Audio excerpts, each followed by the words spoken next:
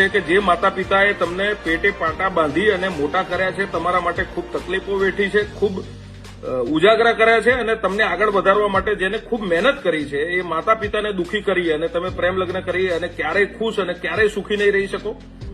એટલે દરેક મિત્રોને વિનંતી છે, દરેક પ્રેમીઓને વિનંતી છે કે આંતરજ્ઞાતિ અગર તમારે મેરેજ કરવા છે તો તમે તમારા માતા પિતાને પહેલા કન્વિન્સ કરો.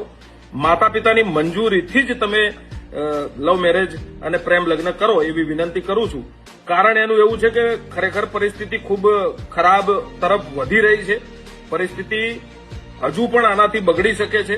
દરેક સમાજને આ સિચ્યુએશનનો સામનો કરવો પડે છે, આ તકલીફનો સામનો કરવો પડે છે. એટલે મારી ગુજરાત સરકારને પણ વિનંતી છે કે જે આ પ્રેમ લગ્ન નોંધણી માટેનો જે નવો કાયદો ગુજરાતમાં આવી રહ્યો છે ને આવવાનો છે, એ કાયદો ઝડપથી ગુજરાતમાં લાગુ થાય, એનો લાભ દરેક સમાજને, દરેક પરિવારને અને દરેક કુટુંબને મળશે.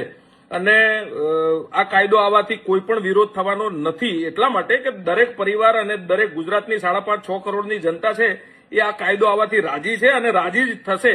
એટલે ગુજરાત સરકારને વિનંતી કરું છું કે ઝડપથી આ કાયદો ગુજરાતમાં લાગુ થાય.